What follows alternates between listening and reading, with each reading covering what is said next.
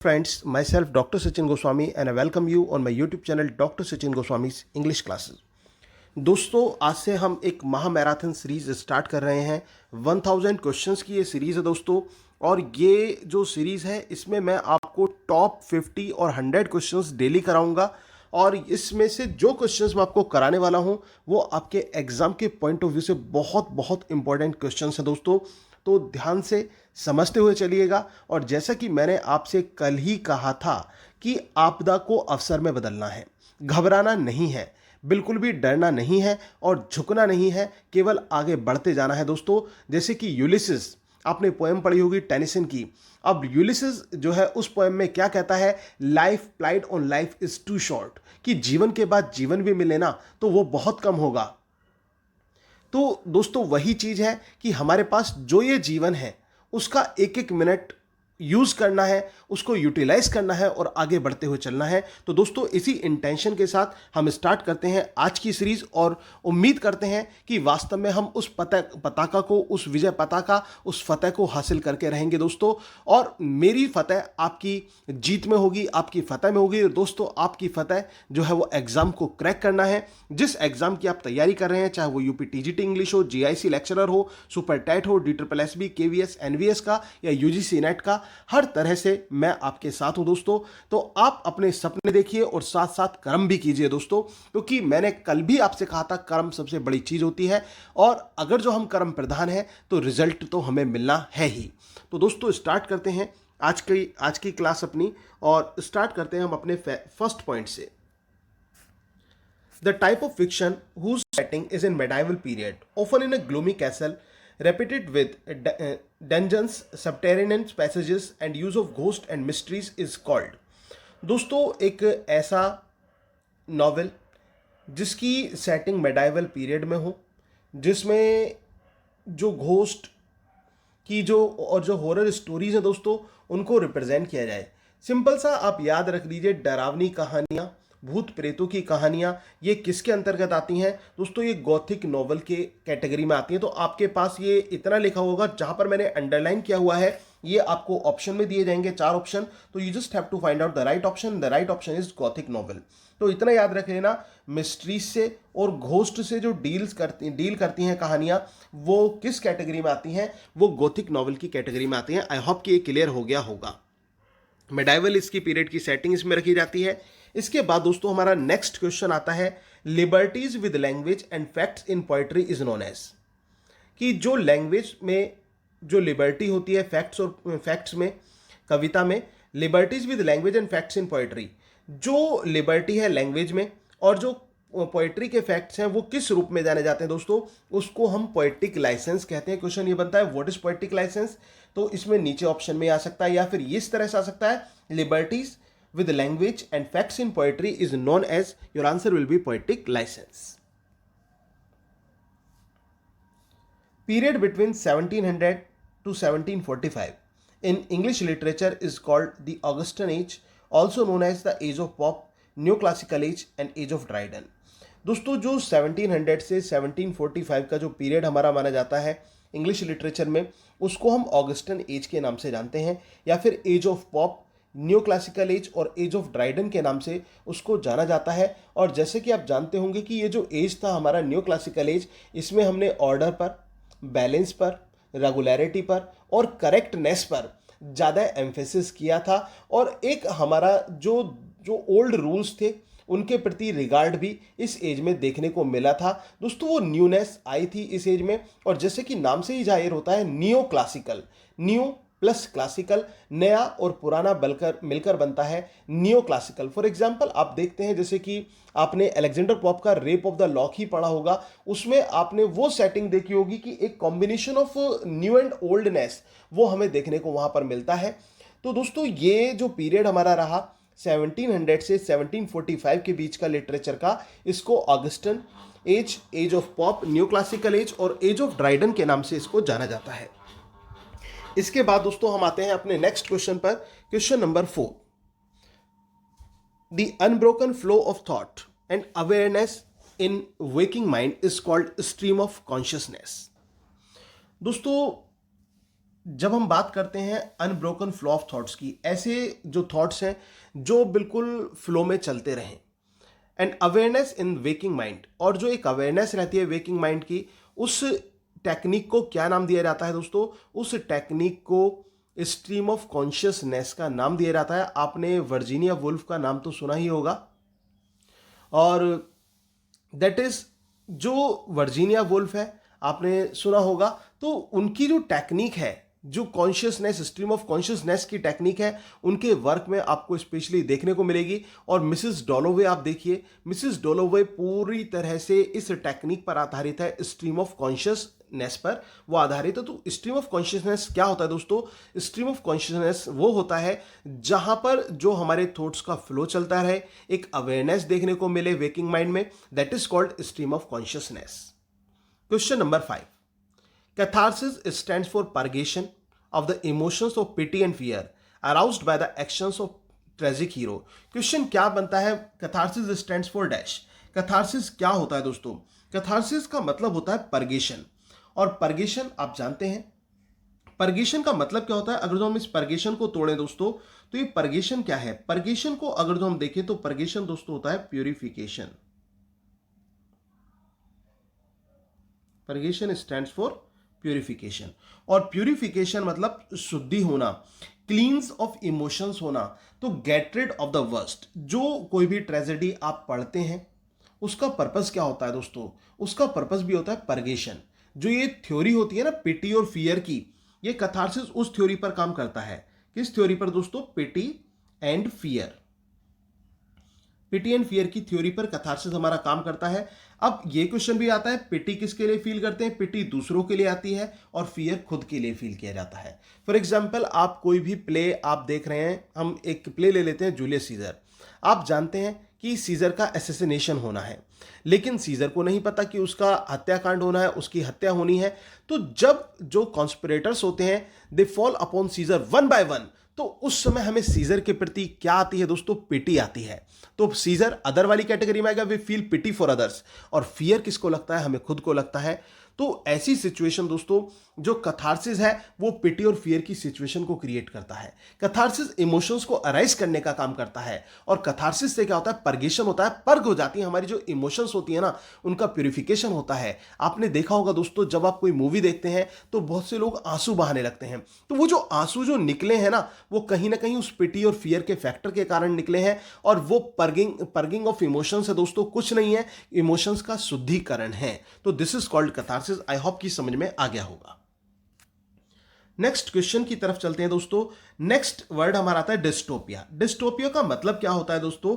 Dystopia, अब ये आप dystopia refers to unpleasant real world. इसका मतलब क्या होता है? एक अनप्लेजेंट रियल वर्ड जो होता है वो कहलाता है हमारा, अनप्लेजेंट रियल वर्ड को क्या कहलाएगा? डिस्टोपिया कहलाएगा, जो रियल वर्ड है। और यूटोपिया, यूटोपिया आप जानते हैं जो प्लेजेंट और इमेजिनरी वर्ड होता है उसको यूटोपिया कहलाते हैं। जो एक काल्पनिक स्थान है वो जो कि खुशियों से भरा हुआ है वो यूटोपिया है, और जो दुख से भरा हुआ है और जो वास्तविक स्थान है वो डिस्टोपिया है। इसके बाद दोस्तों नेक्स्ट हमारा क्वेश्चन आता है, question number 8। T S. Eliot first use the term objective correlative in his essay Hamlet and his problems to explain how emotions is best expressed in poetry. He is also known as the father of objective correlative. दोस्तों यहीं पर 3-4 questions आपके बन जाते हैं। सबसे पहला question तो ये बनता है कि ऑब्जेक्टिव कोरिलेटिव का सबसे पहले यूज किसने किया? तो आपका आंसर क्या होगा? टी.एस. एलियट। दोस्तों अगर आपको वीडियो अच्छी लग रही हो तो प्लीज वीडियो को लाइक करना ना भूलें, वीडियो को लाइक जरूर कर दें दोस्तों। तो ये जो सबसे पहला क्वेश्चन ऑब्जेक्टिव कोरिलेटिव का सबसे पहले यूज किसने किया? तो टी.एस. एलियट ने किया। टी.एस. एलियट इसके पायनियर के रूप में देखे जाते हैं। दूसरा क्वेश्चन कि टी.एस. एलियट ने अपने किस वर्क में ऑब्जेक्टिव कोरिलेटिव का यूज किया? आपका आंसर होगा हैमलेट एंड हिज प्रॉब्लम्स में। चौथा question, Hamlet and his problems किसका वर्क है? आपका आंसर होगा टी.एस. एलियट का वर्क है। और किस चीज को एक्सप्लेन करने के लिए किया?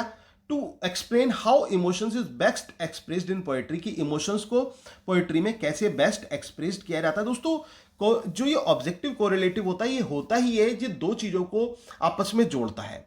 और जैसे कि किस चीज को, जैसे आप यहीं पर देख लीजिए, to explain how emotion is best expressed in poetry. Poetry में इमोशंस का कैसे यूज करना, सेंटीमेंट्स का कैसे यूज करना, तो ये कहीं ना कहीं चीजों को कोरिलेट करता है, ऑब्जेक्टिव कोरिलेटिव जो होता है। और टीएस इलियट ने इसका सबसे पहले यूज किया हैमलेट एंड हिज प्रॉब्लम्स में यूज किया, किस चीज को एक्सप्रेस करने के लिए, इमोशंस को बेस्ट एक्सप्रेस करने के लिए पोएट्री में। और किसको, नेक्स्ट क्वेश्चन हमारा ये बनता है, who is known as the father of objective correlative. Objective correlative के फादर कौन है, तो दोस्तों टीएस इलियट हैं। तो ये क्वेश्चन नंबर 8 था, लेकिन इस 8 के अंदर ही काफी क्वेश्चंस आ गए हैं दोस्तों, तो इनको आपको तैयार करते हुए चलना है। टीएस इलियट जो है, टीएस इलियट ने ऑब्जेक्टिव कोरिलेटिव का यूज किया, किस वर्क में किया, हैमलेट एंड हिज प्रॉब्लम्स में किया। इमोशंस को बेस्ट एक्सप्रेस पोएट्री में कैसे किया जाता है उसको एक्सप्लेन करने के लिए किया। और जो ऑब्जेक्टिव कोरिलेटिव के फादर हैं वो भी टीएस इलियट ही जाने जाते हैं, और टीएस इलियट का पूरा नाम दोस्तों आप जानते होंगे, थॉमस स्ट्रेन इलियट है। आई होप कि इतने क्वेश्चंस आपको समझ में आ गए होंगे।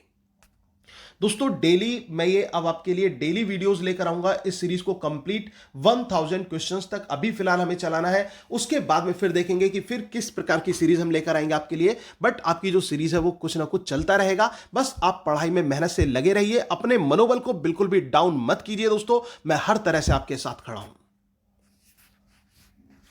Working class is the theme of proletarian novel. अब दोस्तों ये इसमें भी 2 क्वेश्चन बन जाते हैं अब आपके।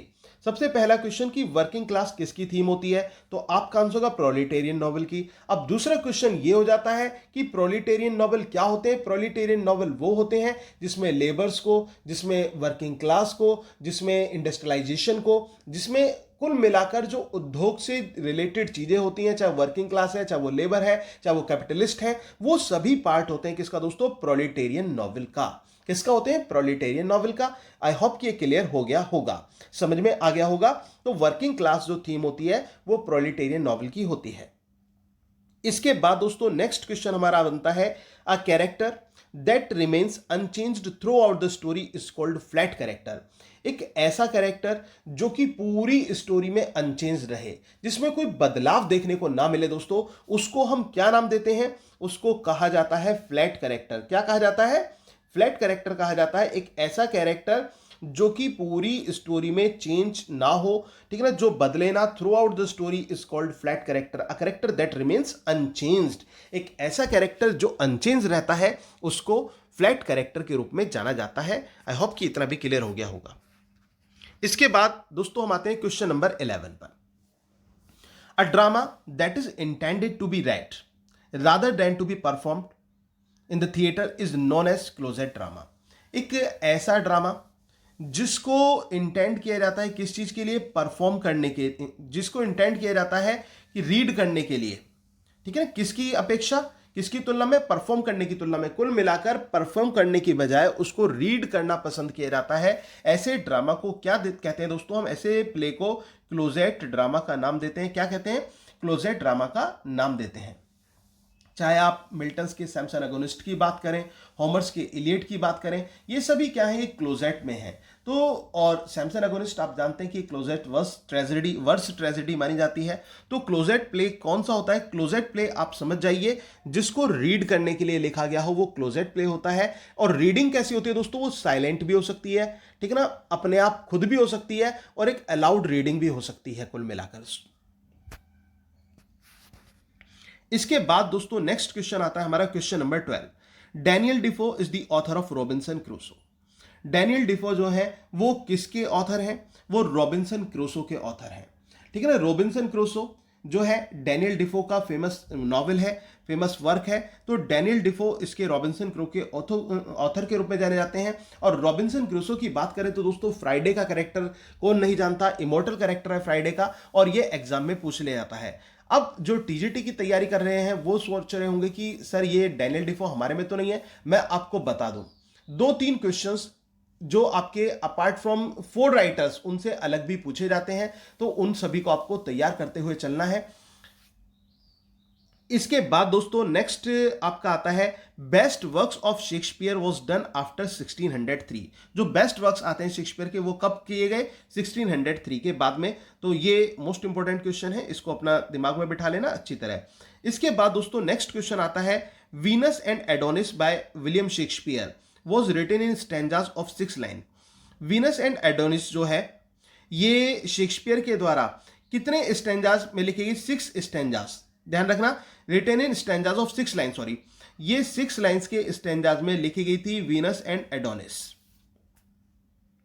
इसके बाद दोस्तों the play Pericles by William Shakespeare was not included in the first folio of 1623 by Heminges and Condell. ये आप जानते हैं कि हैमिंग और कॉन्डेल के द्वारा किस प्ले को फर्स्ट फोलियो में 1623 में इंक्लूड नहीं किया गया था? Very very most important question है दोस्तों। तो आपका आंसर होगा पेरिक्लीस को इंक्लूड नहीं किया गया था। इसके बाद दोस्तों नेक्स्ट क्वेश्चन आता है हमारा, Shakespeare was found guilty of dear poaching in the garden of Thomas Lucy. Shakespeare किस चीज का आरोप लगा था? 2 क्वेश्चन यहां पर बनते हैं, तो आपका आंसर होगा डियर पोचिंग का आरोप लगा था इन पर। और किसके गार्डन में? थॉमस लूसी के गार्डन में डियर पोचिंग का इन पर आरोप लगा था शेक्सपियर पर। इसके बाद दोस्तों नेक्स्ट क्वेश्चन आता है, question number 17, tiger's heart wrapped in player's hide. ये एक क्रिटिकल कमेंट कहा गया, क्रिटिसाइज किया गया, किसको? ये विलियम शेक्सपियर को किया गया। किसने कहा? रॉबर्ट ग्रीन ने कहा था एक पैम्पलेट में शेक्सपियर के बारे में, tiger's heart wrapped in player's hide. Hamlet, Othello, King Lear and Macbeth, जिसको हम HOKM होकम के नाम से भी जान सकते हैं। This is the right chronological order of Shakespeare's major tragedies.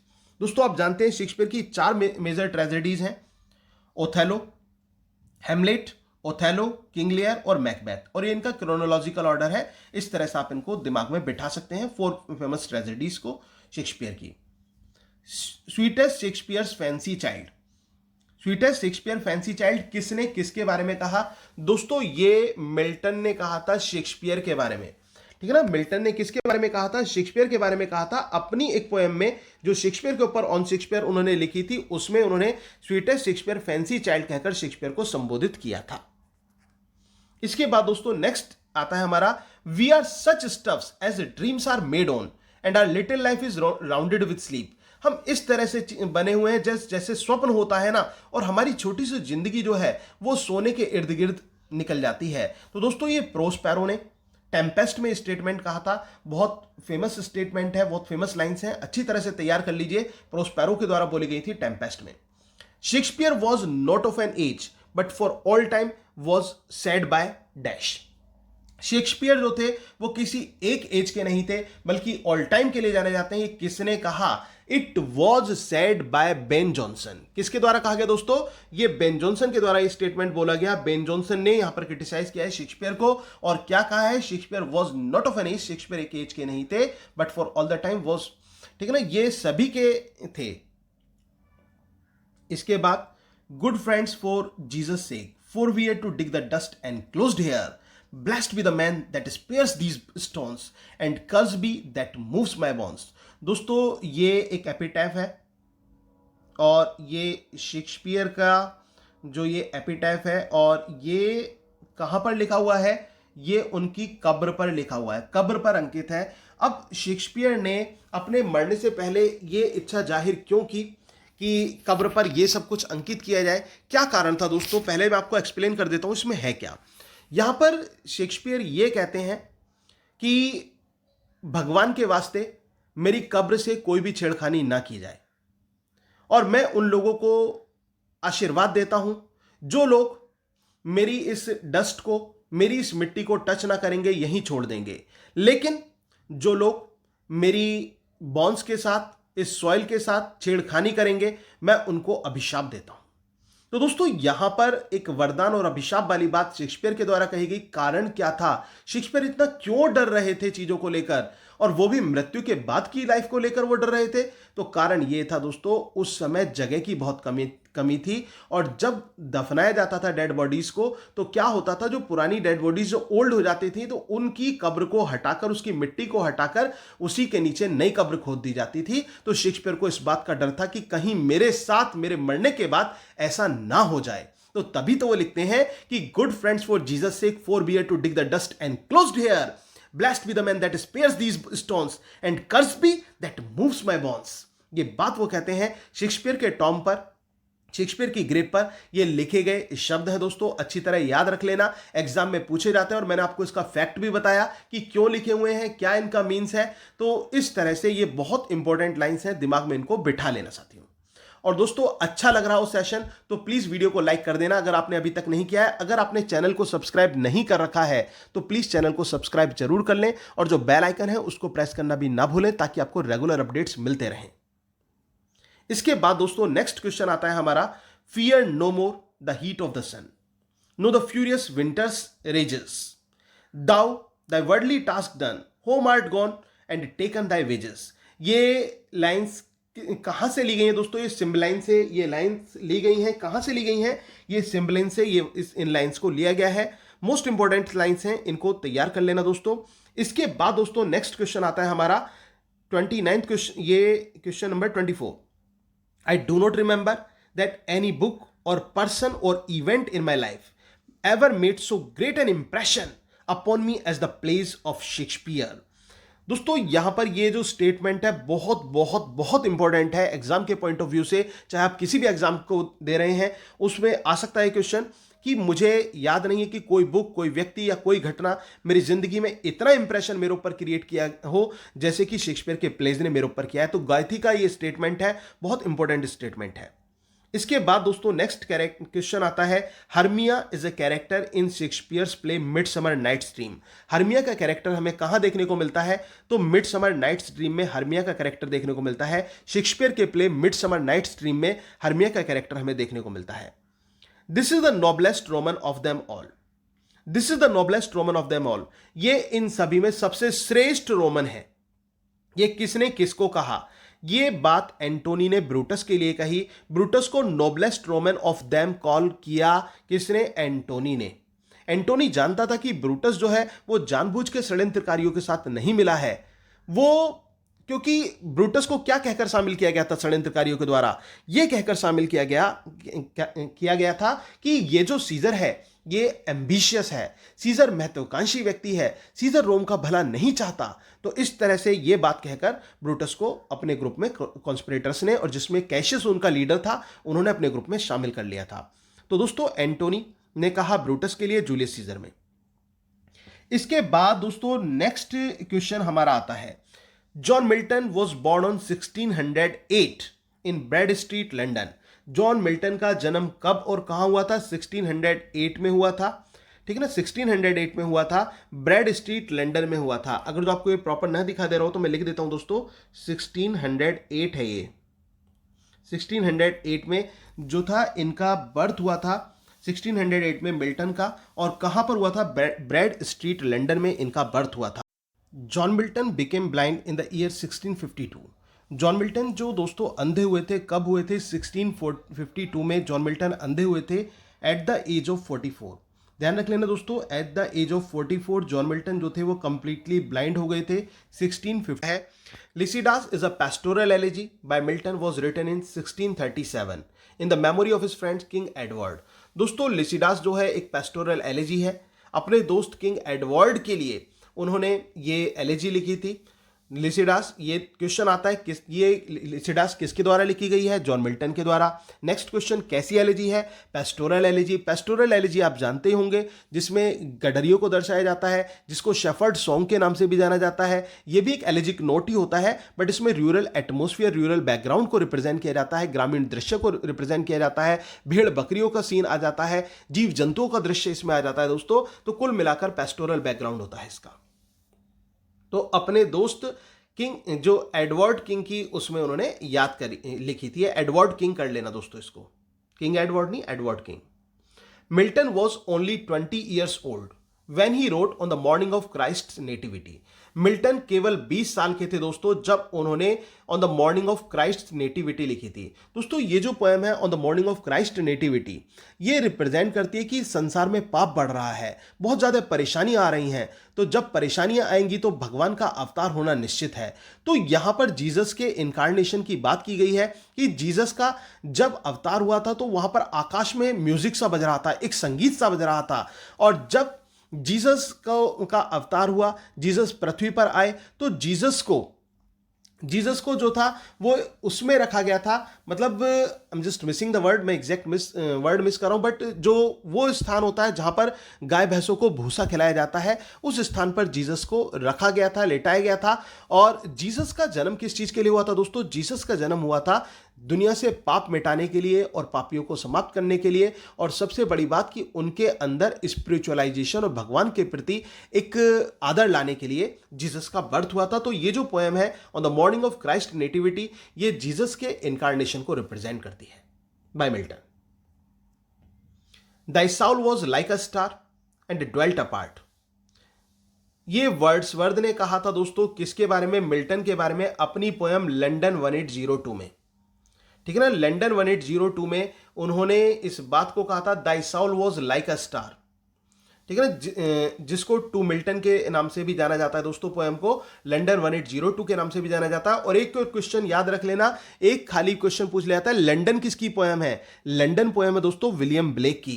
अगर जो पूछा जाए लंदन 1802 किसकी है, तो आपका आंसर होगा मिल्टन की है। और लंदन 1802 का दूसरा नाम भी टू मिल्टन है। तो thy soul was like a star, तुम्हारी जो सॉल थी वो एक स्टार की तरह थी, जो कि हमसे कहीं अलग हो गई। तो दोस्तों ये किसने कहा? वर्ड्सवर्थ ने कहा, मिल्टन के बारे में कहा अपनी पोएम लंदन 1802 में, यानी कि टू मिल्टन में। Paradise lost was published in 1637। Paradise lost का पब्लिकेशन कब हुआ? 1637 में पैराडाइज लॉस्ट पब्लिश हुआ। पैराडाइज लॉस्ट जैसा कि आप जानते हैं एक एपिक है। एपिक क्या होता है? एपिक एक लॉन्ग नैरेटिव टेल होती है, एक लंबी वर्णनात्मक कहानी होती है जिसे काव्य में लिखा जाता है, जिसमें super natural element, super natural machinery का यूज होता है, और जो भगवान की स्तुति से प्रारंभ होता है और डिवाइन इश्यूज, मैथोलॉजिकल इश्यूज पर आधारित होता है एपिक। पैराडाइज लॉस्ट जो है ये मिल्टन के द्वारा लिखा गया एक ग्रैंड एपिक है, और जो कि डिवाइडेड है इनटू 12 बुक्स, 12 बुक्स में ये बटा हुआ है। 1637 में ये पब्लिश हुआ था। आई होप कि समझ में आ गया होगा। दोस्तों सेशन अच्छा लग रहा हो और वीडियो को लाइक नहीं किया हो तो प्लीज लाइक तो कर दीजिए वीडियो को। Freedom of press is the theme of Areopagitica. जो फ्रीडम ऑफ प्रेस है वो किसकी थीम है? ये एरियोपैगेटिका की थीम है, मिल्टन्स के work. Paradise regain was Milton's most favourite work. Milton का मोस्ट फेवरेट वर्क कौन सा माना जाता है दोस्तों? बहुत इंपॉर्टेंट क्वेश्चन है। आपका आंसर होगा पैराडाइज रीगेन। क्या आंसर होगा? Paradise Regain. पैराडाइज रीगेन को मिल्टन का मोस्ट फेवरेट वर्क के रूप में जाना जाता है। Nothing is here for tears, nothing to wail और नो कैट breast, to weakness, no contempt, dispraise और ब्लेम। दोस्तों ये लाइंस कहां से आती है कि यहां पर कुछ भी आंसू बहाने के लिए नहीं है, कुछ विलाप करने के लिए नहीं है, कुछ छाती पीटने के लिए नहीं है, कोई कमजोरी नहीं है, कोई तनाव नहीं है, किसी को आरोप नहीं लगाना। तो दोस्तों मिल्टन के सैमसन एगोनिस्ट से, मिल्टन के सैमसन एगोनिस्ट से ये लाइंस आती हैं। और जैसे कि आप जानते हैं, सैमसन को जब कारावास में बंद किया गया था, सैमसन को जो था, सैमसन को पकड़ लिया गया था, उसको जब कारावास में बंद कर दिया गया था तो सैमसन वहां पर बहुत परेशान हो चुका था। और इवन उसकी जो वाइफ थी डेलीला, जिसने उसको धोखा दिया था, और उसके धोखे से उसके जो बाल थे जिसमें सैमसन की पूरी ताकत थी, उसको उसने काट लिया था। तो सैमसन यहां पर बड़ा बेचारा परेशान हो जाता है और उस जेल में है, तब वो ये लाइंस बोलता है। तो दोस्तों मिल्टन के सैमसन एगोनिस्ट से ये लाइंस ली गई हैं। उम्मीद है कि आपको समझ में आ रही होंगी। The literary forms of Milton's commas is. जो मिल्टन का कॉमस है उसकी लिटरेरी फॉर्म क्या है दोस्तों? तो आपका आंसर होगा मास्क। क्या आंसर होगा? मास्क। ये क्वेश्चन पूछ लिया था एग्जाम में। Milton considered Spencer is master in poetry. दोस्तों बहुत बहुत इंपॉर्टेंट क्वेश्चंस की सीरीज है, मिस मत कर देना। स्टार्टिंग से लेके लास्ट तक एक एक क्वेश्चंस को अच्छी तरह से समझते हुए चलिए। Milton considered Spencer is master in poetry. Milton जो थे वो अपना जो पोएट्री में अपना मास्टर किसको मानते थे? तो वो स्पेंसर को मानते थे। एडमंड स्पेंसर को मिल्टन जो थे पोएट्री में अपना मास्टर माना करते थे। इसके बाद दोस्तों नेक्स्ट क्वेश्चन आता है, the lyrical ballads were better appreciated in America than in England. The first edition was published in 1802। ये क्वेश्चन जरूर पूछा जाता है कि लिरिकल बैलेड का फर्स्ट एडिशन कब पब्लिश हुआ। आप जानते हैं कि एक कंबाइंड वर्क है, को वर्क है इनका, एस.टी. कॉलरिज और विलियम वर्ड्सवर्थ का एक मिला जुला वर्क है लिरिकल बैलेड। और इसको अमेरिका में ज्यादा अप्रिशिएट किया गया था। किसकी कंपैरिजन में? इंग्लैंड की कंपैरिजन में अमेरिका में इसको ज्यादा पसंद किया गया था। और दोस्तों इसका जो फर्स्ट एडिशन था वो 1802 में पब्लिश हुआ था। तो क्वेश्चंस कई बन जाते हैं, लिरिकल बैलेड कब पब्लिश हुआ, लिरिकल बैलेड किसका वर्क है, लिरिकल बैलेड को कहां पर ज्यादा अप्रिशिएट किया गया। इस तरह से आप इसको तैयार कर सकते हैं। नेक्स्ट क्वेश्चन आता है, on the death of Southey in 1843 Wordsworth was made poet laureate. Robert Southey की मृत्यु के बाद में किसको पोएट लॉरेट बनाया गया? वर्ड्सवर्थ को बनाया गया। कब बनाया गया? 1843 में बनाया गया। तो इस तरह से आप इसको दिमाग में बिठा सकते हैं दोस्तों। फिर बहुत इंपॉर्टेंट लाइंस आ जाती हैं, our birth is but a sleep and forgetting, the soul rises with us, our life star had elsewhere its setting. ये लाइंस कहां से ली गई हैं दोस्तों? जो हमारा जो बर्थ है ना, जो हमारा जो बर्थ होता है वो किस रूप में होता है? But sleep and forgetting. इस रूप में होता है कि हम एक सोते हुए होते हैं और चीजों को भूल जाते हैं। कहने का मतलब पुरानी चीजों को हम भूल जाते हैं।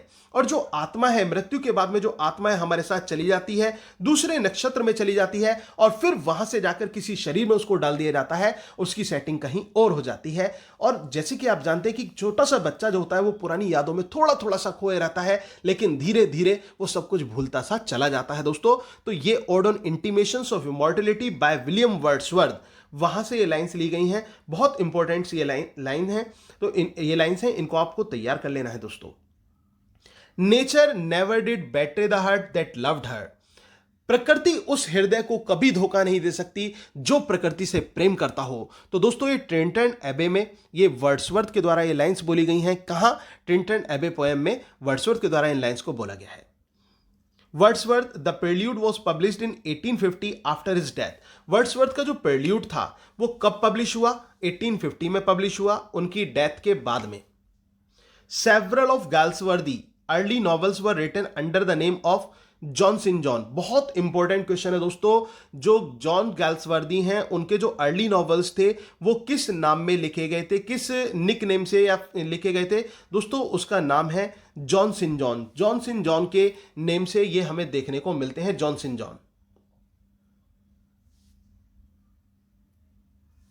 The first successful novel of John Galsworthy was The Man of Property, published in 1906। याद रख लेना दोस्तों, जो सबसे पहला सक्सेसफुल नॉवल, इस बात पर गौर देना, सबसे पहला सक्सेसफुल नॉवल जो जॉन गाल्सवर्दी का माना जाता है वो मैन ऑफ प्रॉपर्टी को माना जाता है, जो कि 1906 में पब्लिश हुआ था।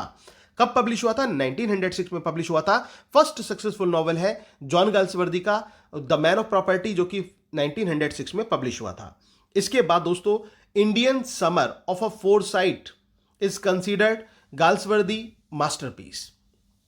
एक तो सक्सेसफुल वर्क की बात करी हमने, सक्सेसफुल नॉवल की बात करी, अब हम बात करें जो इनका गाल्सवर्दी का मास्टरपीस वर्क माना जाता है वो कौन सा माना जाता है? Indian summer of a foresight.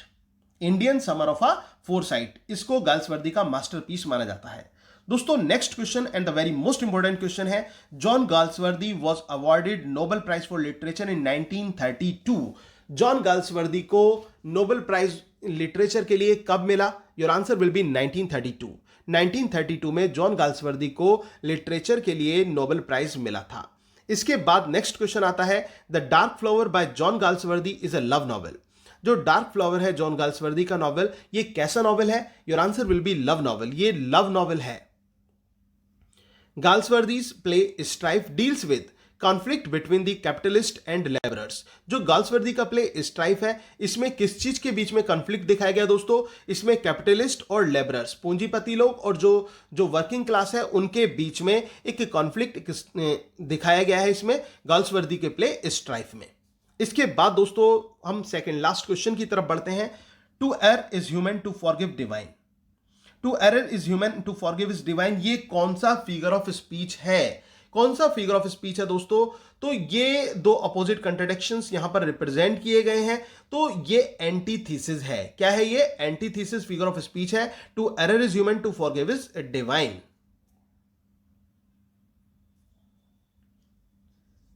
The Silver Box is the first play of John Galsworthy published in 1906।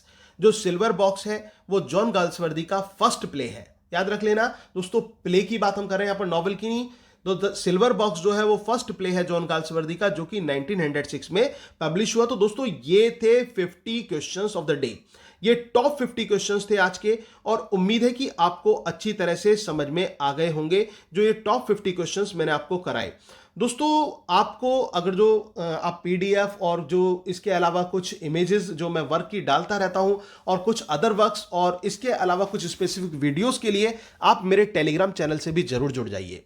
मैं अपने टेलीग्राम चैनल का लिंक मैं यहां पर कमेंट बॉक्स में मेंशन कर दूंगा, उसमें डिस्क्रिप्शन बॉक्स में, तो आपको उस लिंक को फॉलो करना है और टेलीग्राम चैनल को ज्वाइन कर लीजिए दोस्तों, क्योंकि वहां पर भी आपकी काफ़ी अच्छी तैयारी होती रहेगी। वहां पर भी आपको डेली टू डेली कुछ ना कुछ स्टडी मटेरियल वहां पर मिलता रहेगा, तो उससे भी आप जुड़ जाइए। और साथ ही साथ इस वीडियो को लाइक जरूर कर दीजिए, शेयर और कमेंट करना बिल्कुल ना भूलें। अगर चैनल को सब्सक्राइब नहीं किया है तो दोस्तों चैनल को सब्सक्राइब जरूर करें और मुझे यह जरूर बताएं कि वीडियो कैसी लगी, और अगला पार्ट लेकर फिर मैं कल आपके सामने हाजिर होऊंगा। Thank you very much, yours doctor Sachin Goswami.